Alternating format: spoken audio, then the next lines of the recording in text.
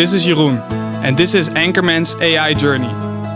Tune in to get inspired by the opportunities, impact, and capabilities of data, machine learning, and artificial intelligence. Together with my colleague Ron, we will be talking about developments, best practices, and lessons learned from the field. So get ready.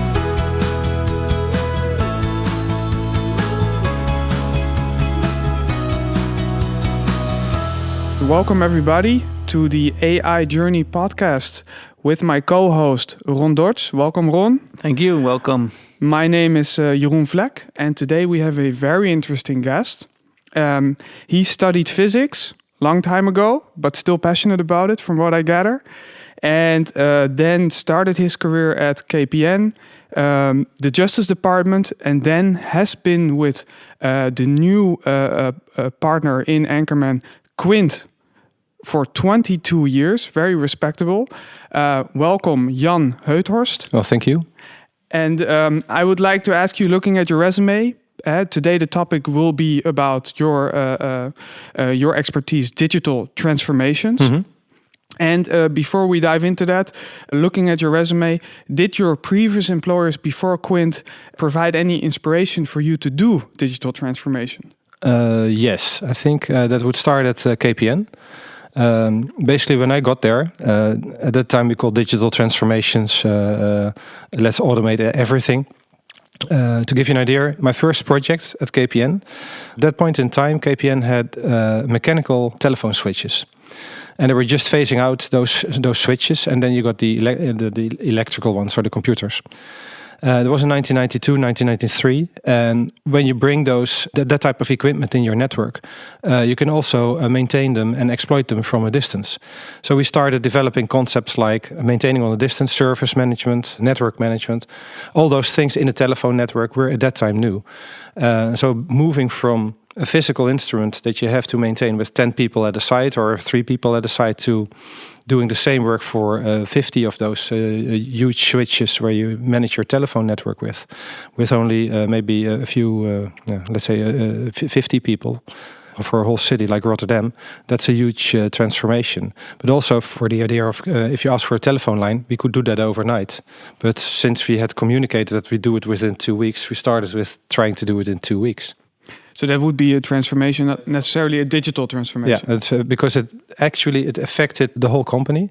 It started in the technical department, but then the last part of my project was in all the commercial departments, where we had to train them how to work the new way and how to do it quicker. And then from that, we had a platform that we could use since ISDN at that time started. We started thinking about what can we do with those extra channels. And then, of course, this evolved further. In the 90s, we talked about convergence, like where we talked about getting content together with technical services. And actually, one of the managers at that time that took me from Rotterdam to the headquarters, Albert Bogar, he passed away. He used to be the chief in his last function of Ortec for the data services, but he started Park Mobile, which actually expanded on that thought of using services and expanding to the public. And I think half the world is using Park Mobile. So that kind of thinking is started there. Yeah. Excellent. So you're still using insights from that time in your current I'm not projects. sure. I'm just curious. So I like to know how things work. I'm not a pretty good programmer. I can do the logic, but I always go wrong with the syntax. I'm not very good, just like in my Dutch. But yeah, that's a curiosity. So what can we combine together? What can we make better? How can we improve things? There's always things to improve, and sometimes you can do things radically different. What is a digital transformation? A digital transformation for me is where you really rethink your whole business, not just your IT, from what you can do with digital. So what can we do with our data? How can we approach our customers? How can we basically use everything we have, everything that's possible today, within the limits of the law, of course, to sell more, use a better product, maybe a better relationship with our customer, things like that. And then the ultimate step is that we do something completely different. And that's also something you see. So, for example, Van Oort, a ship company, is trying to improve everything they do. But one of the things that was a spin-off is that they use data from their ships to sell to other companies because it gives information about routes and weather and things like that in the middle of the sea. So digital transformation, the way you explain it right now, seems to be like using your digital channels and your data. Yeah. But is it more than that? Is it also an attitude change? Is it a different way of working? Yes. Because what you do, for example, most people, I think, who are listening are familiar with the concept of customer journeys. But the interesting part of a customer journey is how far you allow your customer into your company and what that does to your relationship with your customer. So also because... Sorry, can you elaborate on that? How far do you let your customer in the company? If you take the process from, let's say, from interest to order. If I would buy a car 20 years ago, I could maybe cross a list and do a little bit of adding options and things like that. Nowadays, basically the same process, but I can configure it on a site. I have expectation how much it will deliver. Actually, it's communicated, so I expect that it will be delivered fast. So everything is expecting delivered now or maybe tomorrow. And that's the new normal. And actually, that's pretty amazing that we got this far for a lot of things. People are not used to wait anymore for a thing that maybe has to travel half the world. So you're saying because there's a tension between mass production and customization. Yeah, because you want to get economy of scale, and at the same time you want to be able to personalize the experience for the customer. Yeah. So we've become very good at personalizing while maintaining the economies of scale. That's a huge difference for a lot of companies, and a lot of companies have to make that transition. I think also hooking into what Ron said, there's a big human component also here. Yes, on both sides, on the customer side and on the people on the inside. So, for example, I have a discussion now with a firm that's pretty traditional. Actually, it's an accountant's firm is trying to reinvent itself. And basically, they're working the old way. They feel happy when they produce the paper where the people can sign off. But they've got also a lot of other stuff that they can offer. They're market leader in a very specific group of type of customers. And this group of customers used to be very old-fashioned, but is now very tech savvy. So the farmers, they probably have more drones than the army together. Let's put it that way.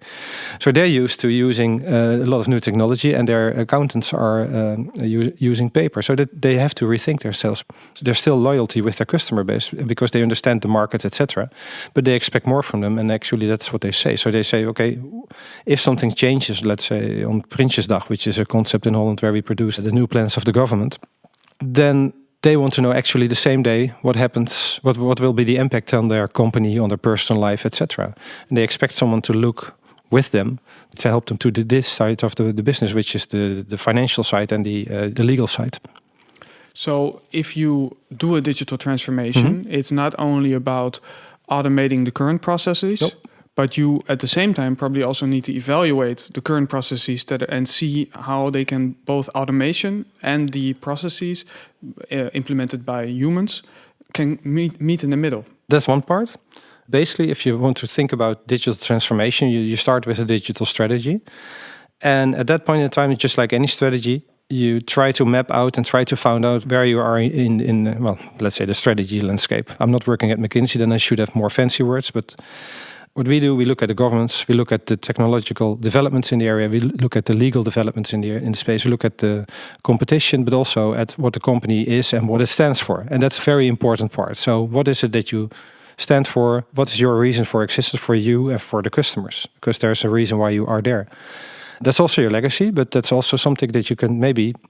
You don't have to throw that away immediately. If legacy you're an accountant, is not necessarily bad. That's not necessarily bad because it brought you customers, and since you're still there, it's also maybe you can keep your customers, or maybe you want to change it a little bit. But that's an important core of your company.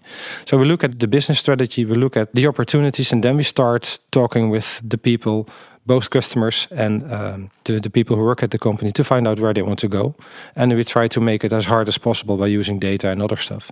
So we look at basically, it's always strategy, governance, the business processes, the IT, the architecture, the data, and then most of the time there we will find an opportunity where to go. And sometimes there's a very clear need, and then it's just a basic step in improving the company. But if you look at the effect it will have is just improving your operational core. Well, that's a pretty safe strategy that will help you the next 4 or 5 years, but it doesn't necessarily make you data-driven, which will be the next step. And actually, that's where the human part comes in. It's not only the data, but data-driven is really a human part. Do you trust the data, or do you say, well, no, okay, this is data, but this is my gut feeling? There has to be a balance in that. First off, you said we have to see what the people want. but what they want is probably not always aligned, even within a company. So how do you connect those political islands? Sometimes you don't. Sometimes you have to start a new company.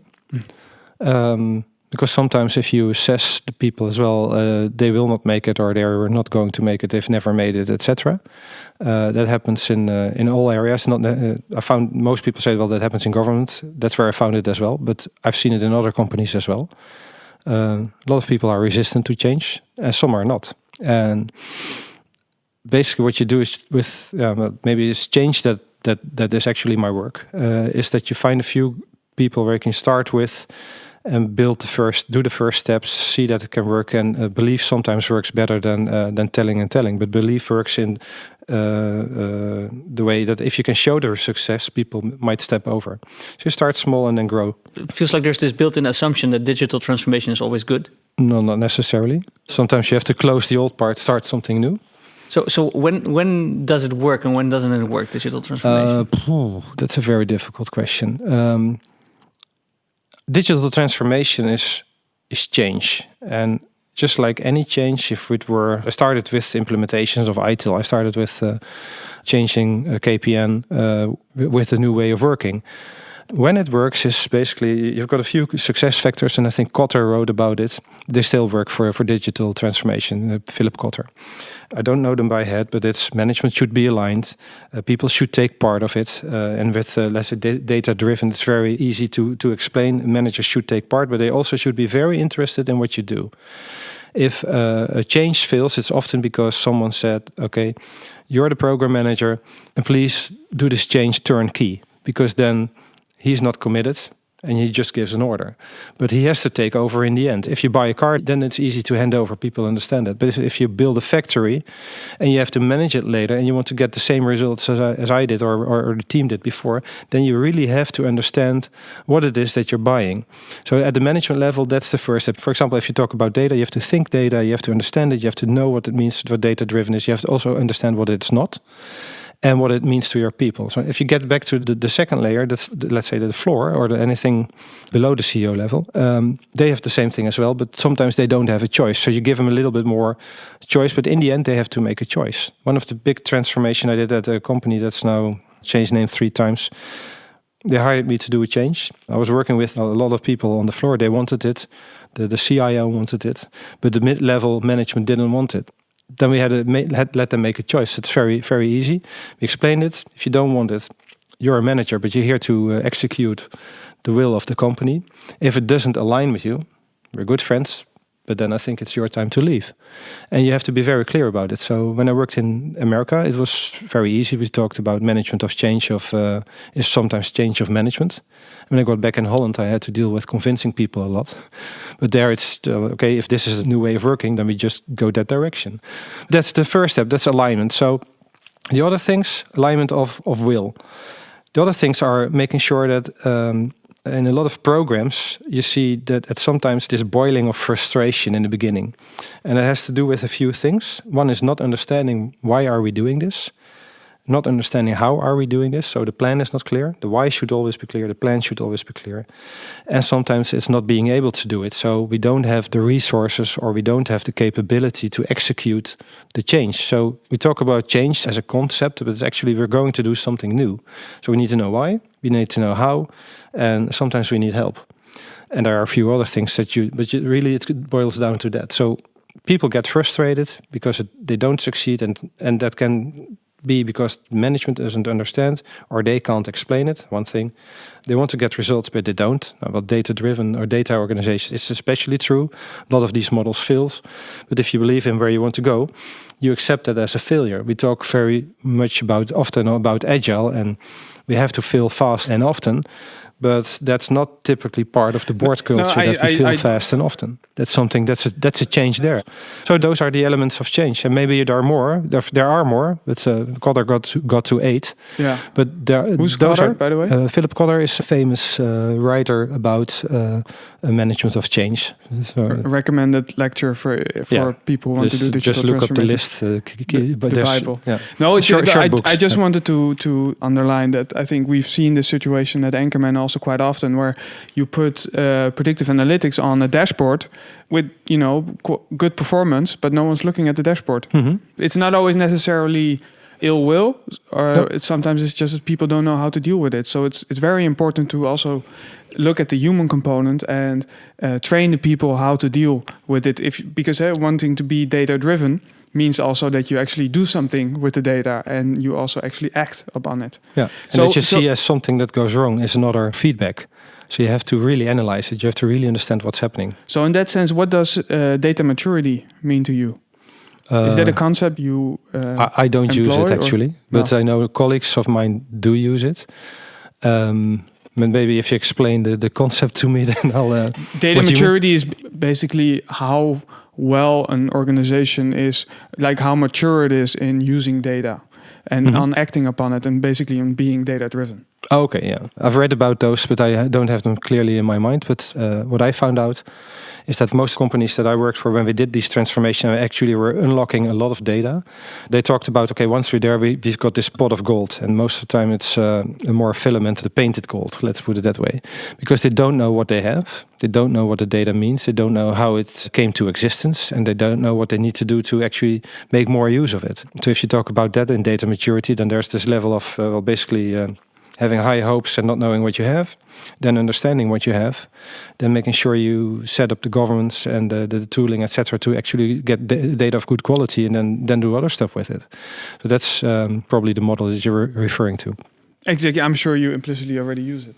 I'm interested in the why, the how, and the capability. So I think those are interesting concepts, because for me, like the first point of understanding is why would we want digital transformation? Yeah, so maybe you can elaborate a little bit on those three things. Most companies, I'm not sure if they necessarily do want a digital transformation, but they do want to maintain or maybe serve their customers better. They do want to improve their products.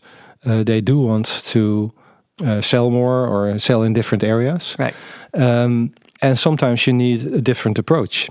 Nowadays, with the internet, there's a lot of ways to reach your customers easier, but also there's more competition. You really have to think that through. Let's say if you talk about products, when I grew up and studied physics, measuring was very expensive. Sensor technology is much more cheaper, but maybe in the industry it's still expensive, but it has become more cheap. If you got more sensors, you can measure more, you can do more data. Actually, a friend of mine graduated on building a model that used different types of inputs and actually used the resources of the computer very efficiently. It's called that the Pulsating Matrix. Well, you're a data scientist, so you probably know what I'm talking about. You've got lots of inputs, lots of outputs. And actually the matrix that we used for calculating through the whole, I think this was a Kalman filter, the whole factory, and predict what the next setting for the factory should be, actually that pulsated. But there were a lot of computations, and saving on that computation time was key at that time. And also saving on the measurement. Some measurements could only come in twice a week, and we still needed to use them for the prediction. Right. And it was a real-time system. Yeah. So the why in the end is always a business. The why is always need. a business and question. And the answer to it is always digital, or No. is there sometimes just start thinking? Take a cup of coffee, put your feet on the table, start thinking. Yeah. Where do we want to go? Yeah. And why do we want to go there? That's the basic question. Yeah. And then often the answer is that digital might help you get there. Digital might help you get there, or the competition might. There's a lot of valid answers, but the real question is, why do we need to do this? And are we willing to put the effort in it? Are we willing to put the money in it? Because it takes also a lot of money. It also imposes a risk on the company, but not doing might also impose a risk on the company. That's what you have to think through. Can you have too much automation? Yes, probably. Yeah. I know at least in one case from my KPN time where we decided where it was decided wasn't my choice, but it wasn't even my company. But I also remember that. If you look at the postal distribution centra, actually, in 20 years ago this was already an automated process. But by post bags come in, and then you have to filter those out and do the OCR reading, and then basically filtering them to the right postal code. The last step is done by hand, because that was cheaper than building another 200 meters to do the last, adding another 200 meters to this selection process in the street, because it's a physical process. Scan, and filter. So you can see how that goes. It's really It's actually a conveyor belt with scanners and then basically filtering bags and then for postcodes. And in the end, the last step is easier done by hand. Saves a lot of extra space. Because the automation is not yet at the level required to do the it automation was efficiently. there, but it needed physical space. Yes. And sometimes you can have too much automation. You still have to think. So I think, I mean, there's automation on one hand, there's data on the other hand. These are not necessarily the same things. I mean, the Ford T-Bird that came out, I mean, there was a lot of automation. There was, I'm guessing, no data at that time being used. So what part is, are they both components of digital transformation? Is there more? Yeah, of course, data, even in the analysis of a digital transformation, is a thing. So if you can support your strategy with data and good data, makes your strategy stronger. If it's not data, then it's based on a lot of assumptions, and they're presented as fact, and that's where the danger is. They're presented as facts, but if they're not verified with supporting data, maybe with the real opinion of a customer instead of what we think of customers, there's a lot of strategies that are made based on what companies think of their customers instead of what's the real opinion of the customer. It sounds like using the scientific method for supporting your transformation, your goals. So let's say we're a virtual company. Jeroen and I using the scientific method on data. You mean data science? Data science. No, I didn't want to say it, but or do you mean because there's basically if you talk about it's not the same, by the way. No, if you talk it's not. If you talk about let's explain the scientific method as I see it, and as I used it. I actually had a chance of explaining it at the. One of the government services, and basically we do a management training, and we asked them they're very good technicians, so they just had a program, let's be a better technician. And then we started a program because they all came from the technical school, the lower technical school in Holland. And they actually, over their career, they ended up in leading technical companies of 900 or more people. So, and they knew they didn't have the conceptual skills to work with that. So we talked about management, what it was. So the first question to this group of 60 people was, who reads books? Now, half of the hand up. Who reads a management book? Now, only 3 hands remained. And then the question was, who knows if this is a hype or a real book that has its foundation in science? None of them remained. So we had to explain the scientific method. There's a lot of books out there that will just claim it's the silver bullet, and you will run after the silver bullet. Especially within management books. Yeah, with management books, that's a real issue. So we talked about the science method. First you start with exploring the field and then giving names. That's the name tagging. Then you start finding out relationships, which is also where data science often comes in. And then the last step, which where physics comes in, is try to find the causal relationship. Let them understand the whole thing. So back to the scientific method. That's how I look at the scientific method. And finding those 3 steps, ending with a causal relationship, that's the preferable thing. But sometimes you cannot, and then you have to work with the correlations. This is already part of the how? This is just knowing what you're doing. Just knowing what you're doing. Okay, I agree, by the way. So I wanted to say we have this virtual company, Jeroen and I, and we have been convinced of the why, right? So how then are we going to start our digital transformation? I mean, do we need to have more context for you? Add more context to it? Or is there a general recipe that works for any company? Probably there is. And in the end, if you look at our marketing slides, there will be. We always start with what we call the strategy and the enterprise architecture. If you have the why and you can paint a picture of where you want to go, there's also a little bit in that picture of how that picture should look like. And what we try to do in those first phases of a digital transformation is make absolutely clear where that's going to be, or at least clear enough that we can start, that we can do the first step. So we try to work out a bit of the enterprise architecture. We try to work out a bit of the case. And if there are major assumptions in that strategy, I always try to do either a proof of concept or a test to see if it works. And it might be the test might be anything. Might be on the technology, might be on major assumption about the market, it might be something else, but we try to test that. So is it a technical proof of concept, or what does a proof of concept mean? No, for example, if I'll take an example of one of the transformations I did, and that was at a Dutch mortgage advisory institution. And basically the transformation consisted of a few things. They had a lot of old technology, which was where I came aboard in the first place. The second part was that they were working in a model that they had a one-price-fits-all thing. And that was basically based on the time that everything was paid by provision. So you get mortgage advice for free, more or less. But you pay for 30 years a fee to the guy who gave you the advice. That model changed in 2012. But they're still working with that one-price-fits-all thing. Because the nowadays advice on mortgages, you should pay for it. But if you're a starter with a steady job for 2 years or 3 years, versus if you're a company owner who's got houses in 3 countries and is divorced 3 times, so let's say the typical company typical owner, CEO, yeah, and now living happily with his secretary, they were charged the same price, and it worked for them, but it didn't work for the company as a whole, because there's now new entrants in the market, and they're trying to carve away the easy parts, which is the starters. If you have a steady job, you're not married, or maybe you're married and she has a steady job as well. You're buying your first house, you don't have any debts. Well, basically 7 questions, you're there, right? Go to money, you go to wherever. So this easy part, they were losing business on the easy part.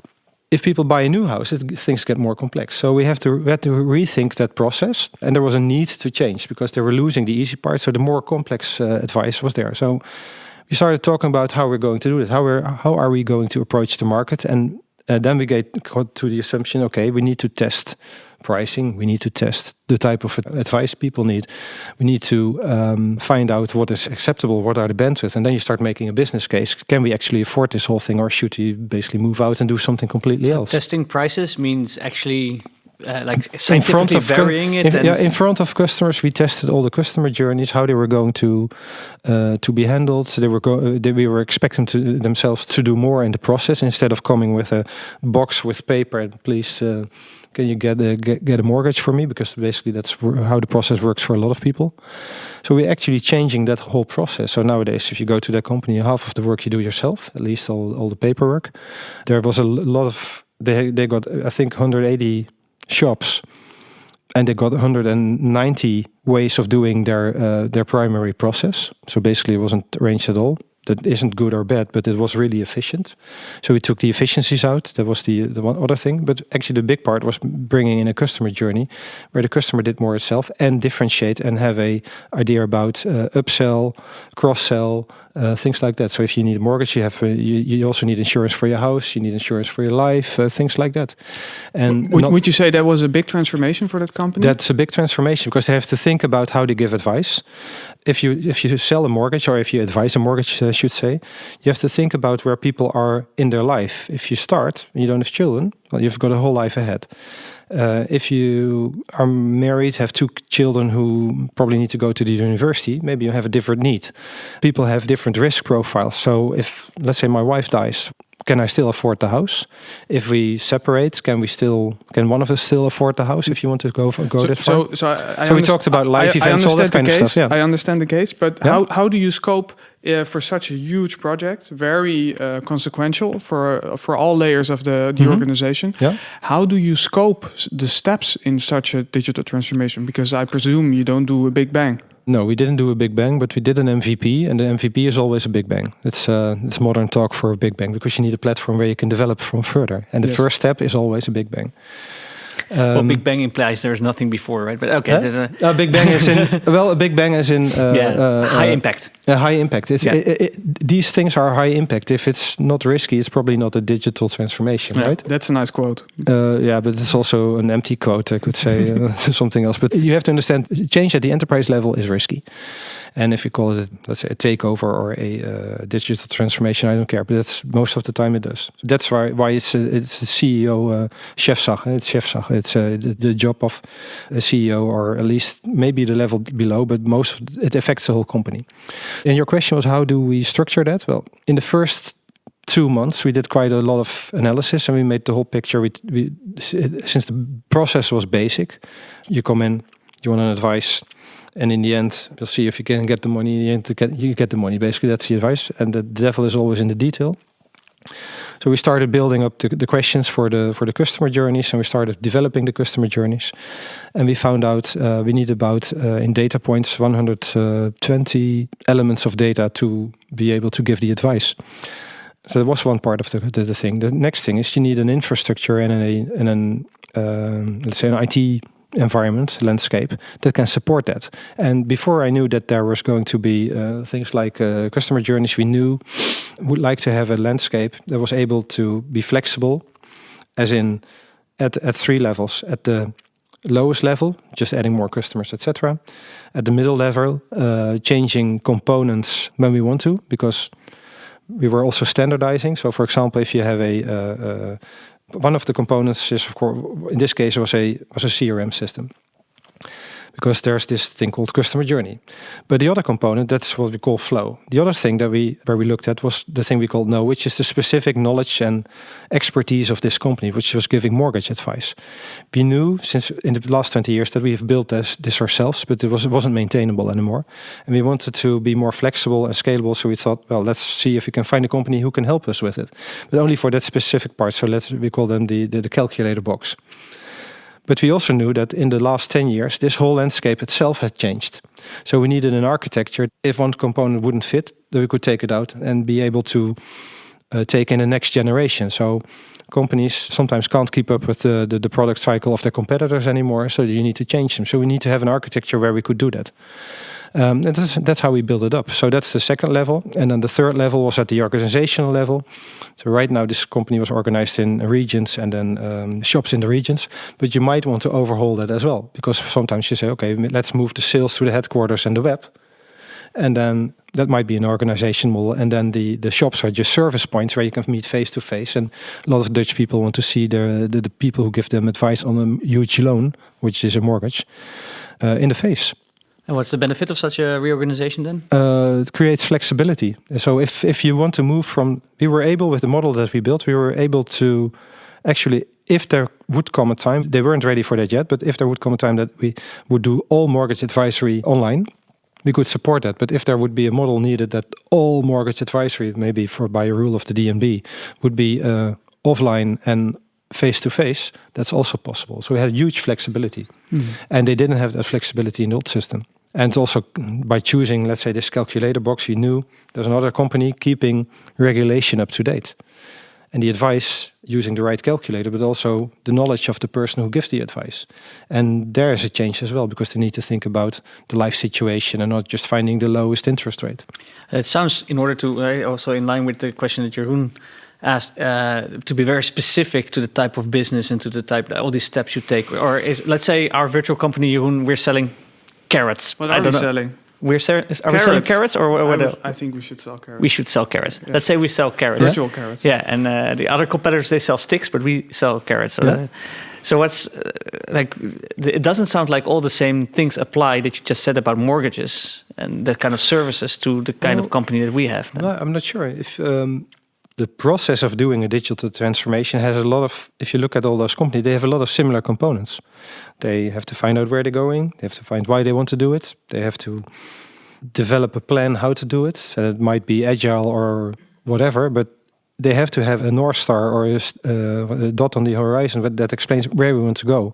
And if you're building something completely new, you want to have some guidance on how you're going to build that company. You have to have an idea about your target operating model in the end. Maybe not in the beginning, maybe you're just experimenting, but there will be a time that you need that operating model, because there's legislation in Holland that says you have to talk to the workers' council, and you have to be specific to them, what it means to them. In the end, you have to be specific.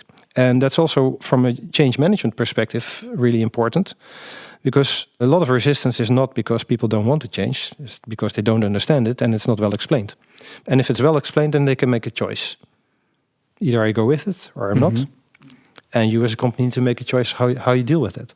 So we call train the trainer. Train the trainer. So Jan, no, it's a little bit more than train the trainer. What critical factors influence a good transformation? And maybe also, has there ever been a situation where you've seen a customer where these factors were so off or not present that you decided, okay, this is not a good candidate for digital transformation? Is there even such a thing, or is every organization viable for a transformation? No. Not every organization has the right factors in place. It starts with people. You have to have people who really want this and understand what they're doing. So having a lot of smart people that are willing to work, taking initiative is really important. And having leadership that really supports it and takes part in it is actually the main key. And if one of those two fails, then you've got a big problem. That's always been the main road to disaster that I found. And then you need to start tweaking the organization and find the right people before you move further. So before I commit to helping an organization, I want to have those factors in place. It doesn't always work. Well, my mistake is that sometimes I was too ambitious because I saw, okay, I can really improve this. And then there was an issue with the leadership. And in the end, you pay the price for it because you have to work hard, you have to compensate. The long-term effect might be not what you want from it, but then again, it's their company, it's not yours. Those are really important things. If a group of management doesn't understand what you're trying to, or really is not actively supporting it, and by giving you the resources that you want, or the time, or other stuff, or just making sure that everyone is understanding why we're doing this, the why you can't communicate enough. You try to find this out through interviews and yes. Conversations, yes. Because everyone thinks finding out change. what the political agenda is. Those are the things that's really important. No one wants it. Everyone thinks there should be a change, just no one wants to change. There's this rational thing that you just think, okay, this is the rational thing why we should do this.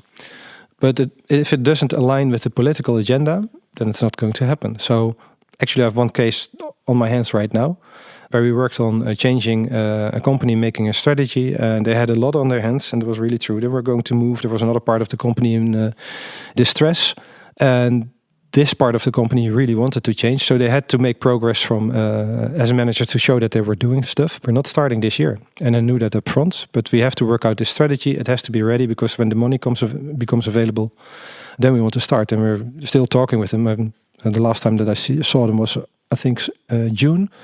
And we know they're still talking at the board level. I know the board as well. We talked with them. They really understand what we're trying to do, why we want to do it, but they're waiting for the moment. And then, in that period, of course, Corona happened. But they're now thinking about starting maybe in March. But they're still finding out if this is the right investment for the whole group, because they were taking over at this time. But from a logical and rational standpoint, there's no reason not to do it. But maybe from a group level perspective, there is. And that's always something to take into account. Are you ever done digitally transforming when you started? Well, sometimes. I'm human too, so yes. Yes, sometimes. If you don't have the right alignment for what we're talking about, the fail factors, it costs a lot of energy. And then you're done. I think that's a really good question, because one of the parts of a digital transformation is also perseverance. So, and I think you know that probably better than me even, because if you work with data, you think there isn't something in there, but it isn't. And people have to understand that by finding out, you actually might find something, and you have to persevere. If you just automate the processes, it's easier, because they know it will improve, and maybe forgot a few things, and maybe simplifies the process a little bit too much. But in the end, it will work. That's existing technology. If I understand you, I think you were also maybe referring to feature creep. So how do you deal with a feature creep? Like when you set out a goal. Mm-hmm. And obviously, you guys are working with huge organizations. There are like these oil tankers that you need to, you need to change their course, and there's a lot of inertia. And in the meantime, the real world keeps maybe providing requirements. So how do you make sure that you deliver a result without being distracted by new possibilities along the road? Making sure your MVP is rightly defined. Okay, yeah. So it's back to scoping then. Yeah, you scope and you start, and then you improve. And if you can start with 60% or 40%, but no, that's the first step. In some organizations, it was either you work in this system or that system, then you have to at least cover 80%, or being able to do most of the work with the system. And sometimes it's deciding not to serve certain types of customers anymore. Those can be choices as well. So then maybe also I think the question a lot of people have been waiting for, how does AI fit into digital transformation? Well, interesting. Let's say if you take the projects I talked about, were mainly about transformation of the core, the operational core. If you do that right and you automate that, you get a lot more data than you had before. And that's where AI comes in. That's where your next step comes in. For a lot of companies that I found that were talking about digital transformation, they were at the level that they didn't have their operational core at the right level. So that's this company. The second was that they weren't managed well. So Plan, Do, Check, Act was really a new thing. So they talked about AI, but they would probably be more helped with starting with the BI. But in the end, within 1.5 years, this was, I think, the most extreme case. We were at that level. So this mortgage advisory company, we actually were, by doing this, building the whole new environment and transporting all the data from the old system to the new system and cleaning it up as well. We got a huge data set on the Dutch mortgage markets. Over, I think, 1 million or maybe 2 million of mortgages over the tens of years that they existed were in there. So we knew a lot about, or we actually had a lot of data on how people were saying yes to a mortgage, saying no to a mortgage, moving, things like that. And we started playing with the data, and that's where it got interesting. So where the AI comes in is when you were able to unlock your data and actually create a playground with it. And in this case, we did. We used that data set just by playing with it and with R, actually. Some people like Python, some people like R, this guy like R. We found out that we could distill the factors why people would, what the factors are why people would either move or think about a new house and therefore a new mortgage. We passed it on to marketing, and they were a little bit direct. According to our data, you are thinking about a new house. We tested that within all the employees within this company. So 1,000 employees got basically selected, and we used their data, and then we could actually, even people from the data department, well, we predicted you're thinking about a new house according to our data. And they found it creepy because in most times we were right. And we actually found out that the hit rate of the mailing went pretty up, but actually that's where working together comes in. It's just like the Walmart thing. According to our data, you're pregnant. This is a pretty known example. According to our data, you think about a new house is not a good way to approach a customer. You have to think. I think we've looked at your data. We haven't seen each other a while. Shall we do a checkup on your mortgage? That would be a much better approach. So we needed to change to that. But in the beginning, they didn't do that. And people actually got off. How do you know this? Was the reaction. So we know we were right. And based on our tests on people, well, basically the test people that we had, the 1,000 people that worked for the company, we also found that the accuracy was quite high. We knew we had a good model. So, but then the next step is how do you approach it? Basically, this was another not well-known example, just like the ING did actually. But I think that's a great example. Yeah, it's a great example of a digital transformation, because you have the technical part where that uses AI to do a prediction, and then you have the human part, like how do I act upon these results? Do you do the creepy way of like, hey, I think you might be pregnant, or you might be thinking about a mortgage, or how do you package this? Yeah, this is an example of where you do it at the end. Another way is to think about it from the beginning. This was just during a lunch. Maybe that's the best freebie I ever gave. And this guy was working as a CIO at an oil company, and he was an old study friend of me. And he told me that they were doing things with predictive maintenance on one of their factories that they built on a empty gas field, and they're now using those fields to store gas again. And they had built this model where actually they were tuning their factory with predictive maintenance. They were thinking about ways to improve that, and I said, okay, have you thought about using petroleum engineers from Shell, for example? They model these fields when they want to get the gas out because it shouldn't collapse. Okay, that didn't work out completely in Groningen, but in the end, and it's not really funny, it's not meant as a joke, by the way, they know a lot about the environment the geological environment. I said, you can use that as well to see if you can optimize storage and production. Have you thought about it? And they hadn't thought about it. So thinking about the whole system is, maybe that's even a better way to explain it. Thinking about the whole environment and the whole system, making sure you got all the factors, maybe think about everything that's involved is also a good way to look at AI and about data. AI people say, more data is better. Physics people like me always say, I have to understand the model and the world. And bringing the two together, actually, he talked about it with one of his technicians and also with his manager. He said, well, the maintenance part was the cost part, but using the models that we have of this field in reversed order, instead of storing it, actually helps us increase the productivity. So that was the benefit and the reward factor.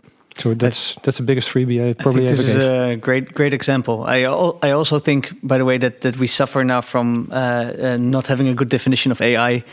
Given that what I hear now is you saying like the AI specialists say more data is better, which is true for machine learning, but not necessarily for other components of AI. I explained it as machine learning. Sorry. Yeah. It's completely fine. I actually think it's a great example as well. And I think at Anchorman also sometimes we do projects where we look at the data, but also look at the system, like optimization projects. I generally feel like the data is only one component of the whole thing. And the system is bigger than what your IoT sees. So from control theory, which is where I graduated, there's things that you can see, there's things that you can control, and there's the uncontrollable things. Which was the basis for a lot of machine learning, by the way. Yeah. So you have to think about those things as well. Yeah. So Jan, very interesting what you mentioned, because you bring innovation to companies. At the same time, digital transformation is and it has to be very much a top-down issue, and it allows you to bring innovation to a company and optimize things and prepare most of the time a company or an organization for the future. But at the same time, after a while, you will leave again, and the company needs to stand on their own, and they need to have some kind of innovation process for themselves, probably, to be even more future-proof. Innovation within an organization is most of the time a bottom-up affair. How do you reconcile those two? By reconciling them. Okay, but can you elaborate there a bit more? Is there, or do you have some examples? That depends. Where I get in is often that I come in at the top or the subtop. But the ideas are not often at the top. Sometimes they are. And sometimes they come from outside. So you have to bring the ideas together. That's one thing. And you have to create an environment where you can actually experiment and build, and where failure is accepted. That's an important part of an innovation culture. And as long as that is a continuous process and not just a project that ends after the MVP, but make sure that it's a continuous process. If, let's say, the people who take over after you are capable of continuing that movement, then you know you've started an innovation. If not, then you've done just another project. And I think that's something at the board level that really has to be explained well. People have to understand, because there is still a culture, especially where I worked. They were happy that they were ready for the next few years. That was good enough for them. Maybe that's also something that we as innovators need to accept, since it's not our company. And maybe if it's good enough for them, then who are we to dispute? We are not the directors of the company. But on the other hand, if you want to maintain the talent that you have on board, then it's really important to have that innovation process, because the work needs to be interesting. And that's the other part that's often forgotten. So that's why I agree, that's why this innovation process is important. And having that anchored in some kind of process or parts of the organization, preferably the whole organization, that would be a great thing. Jan, thank you very much. This was a very interesting podcast. I learned a lot, and it was very interesting to hear your expertise in the field. Thanks for Ron for always being sharp. I'm going back to my to your carrot data selling. I'm going to load the carrots in the cart and then bring them back to Anchorman. Maybe we should diversify into onions. I'll think about it. Or combine them. That might be a recipe. Reconcile. In there. There might be a recipe in there. So thanks everyone, and thanks for listening. Thank you, Jan. Thank you. Did we inspire you? Tune in for the next episodes or visit our website, anchorman.nl. There you'll find more on bootcamps, AI masterclasses, or careers. See you at the next episode.